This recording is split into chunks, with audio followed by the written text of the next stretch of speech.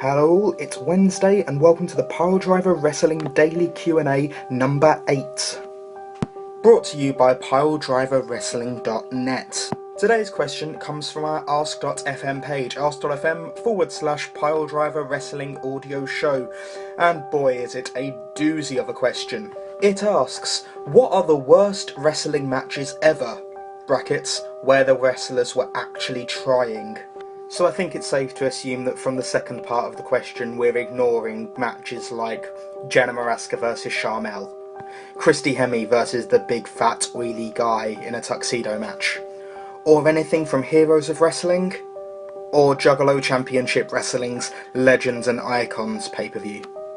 So let's look at a top 5 which I completely arbitrarily decided on the spur of the moment just now.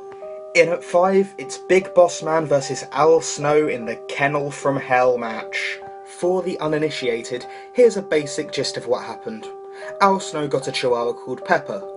The Big Boss Man killed Pepper, made him into steaks, and then fed those steaks to Al. So Al Snow wanted revenge in the Kennel from Hell, which was essentially the blue bar cage surrounded by a Hell in a Cell with the gap in between the two cages full of angry dogs.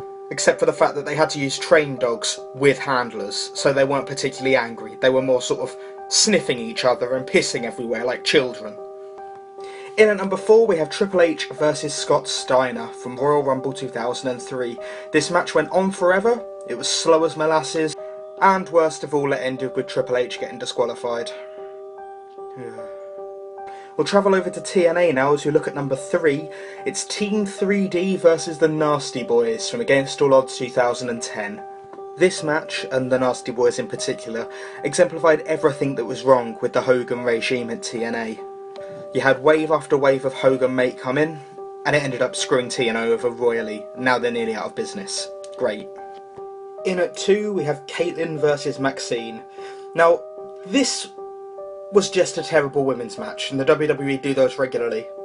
But having Michael Cole bury the match on commentary whilst it was happening, and going to take phone calls and just generally having people not care, that really did not help. As a side note, I unfortunately couldn't put Michael Cole's WrestleMania or Extreme Rules matches on this list due to the fact that he's not a wrestler and therefore I didn't think they'd be allowed to count. I also feel like it wouldn't be fair to go for that Sting versus Jeff Hardy match from Victory Road 2011, given that one of the wrestlers was definitely high on drugs at the time.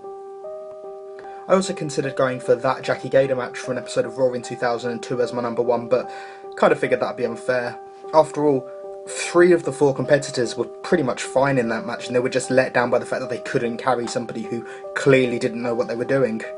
You know what, completely arbitrarily, number 1, Bret Hart versus Vince McMahon from WrestleMania 26. Now, the story of this match was essentially based around the Montreal Screwjob, so they said it was about 14 years in the making. So given that, you'd think that a match that was officially recorded at only being about 11 minutes long wouldn't be that bad. But add in all the storyline faffing about with the Hart family, and it actually went double that, about 20 minutes. And it felt like about 20 millennia. But it wasn't just the length that was annoying, it was also the story of the match and the execution. The story was that the cunning Vince McMahon had paid off the entire Hart family to attack Bret. But the reality is that Bret had actually sided with his family. They'd all made up after years and years of infighting, and now they were all going to beat up heel Vince. And then Bret started beating Vince McMahon up. Then he beat him up a little bit more.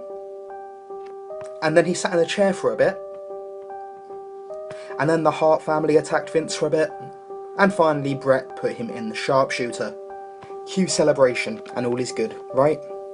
Wrong. See, the thing is, from a psychological standpoint, if you spend 20 minutes beating up a 65-year-old man, you're going to struggle to get a babyface reaction. So for failures in booking, execution, and for being as long as an ice age in my mind, that's my arbitrary choice of number 1. Anyway, that's today's show. If you want to submit a question for a future edition, you can do so at any of the links above. I might answer them, providing they're not as difficult to make as this one was.